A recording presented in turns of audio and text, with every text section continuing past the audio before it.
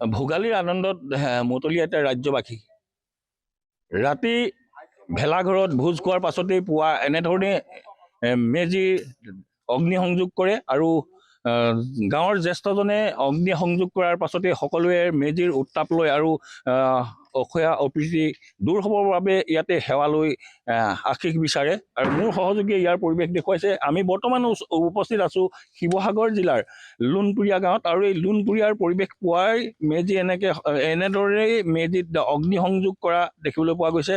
আৰু ইয়াত সকলো ওলাই আহিছে এনেধৰণে এই মেজিত অগ্নিসংযোগ কৰাৰ পাছতেই প্ৰত্যেকজনে এই জুই উত্তাপ লয় আৰু এই মেজি উত্তাপ লৈ ইয়াতে তেওঁলোকে সেৱা অৰ্চনা কৰি তেওঁলোকে আশীষ বিচাৰে আৰু অক্ষয়া অপ্ৰীতি যেন দূৰ হয় তেওঁলোকে সকলো কামনা কৰে। আৰু ইয়াত বিভিন্নজন আছে।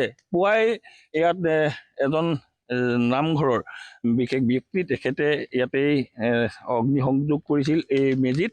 আৰু এনেধৰণে যি পৰম্পৰা তেখেতলোকে ৰক্ষা কৰি আহিছে, মই ইয়াৰ গাঁৱৰ যি বয়োজ্যেষ্ঠ লোক মই তেখেতলোকৰ পৰা জানিবলৈ চেষ্টা কৰিম। কি ক'ব আপোনালোকে এনেধৰণে কেতিয়াৰ পৰা পালন কৰি আহিছে বা এনেধৰণে আমি এই কৰ্মভাগ বোপা ককাৰ দিনৰ পৰাই দেখি আহিছোঁ আৰু আমি জানিছোঁ যে এইবিলাক কাম কৰিব লাগে। গতিকে আমি ৰাইজ গোট খাই পেলাই এই খৰি সংগ্ৰহ কৰোঁ, কৰি পেলাই আমি উৰুকা দিনাখন আমি এই মেজি জাপি পেলাই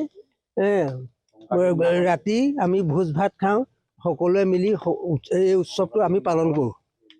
হয়, এনেধৰণে দেখিছে। মোৰ কাষলৈ আহিলে ভাল হ'ব, অন্যজন মই তেখেতৰ পৰাও জানিবলৈ চেষ্টা কৰিম। কি ক'ব আজিৰ দিনটোত এনেধৰণে পালন কৰিছে? বোপা ককা আজু ককাই আমাক আদৰ্শ দি থৈ গৈছে। এই ধৰণে খৰি মাৰি সংগ্ৰহ কৰি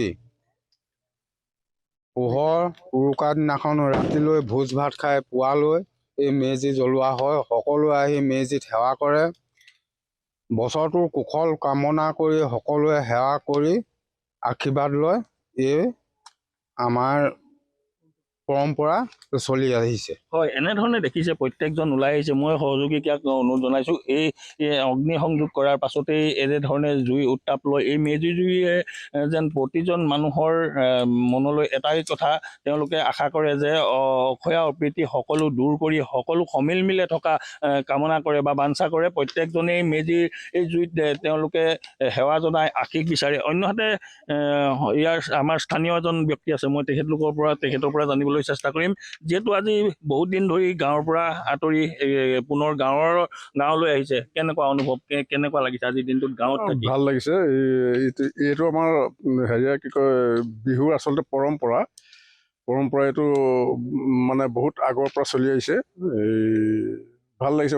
মই সেই মানে হেৰিয়াৰ পৰা আহিছোঁ, যোৰহাটৰ পৰা আহিছোঁ। যোৰহাটৰ পৰা আহি আমাৰ গাঁৱৰ এইটো নামঘৰ, এই গাঁৱৰ হেৰিটোৱে বেলেগ, মানে বেলেগ হয়, মানে পৰিৱেশটোৱে বেলেগ, মানে টাউনৰ টাইপ বা এনেকুৱা হেৰিয়াৰ টাইপৰ নহয়। সেইকাৰণে মানে আহি পেলানি ভাল লাগে।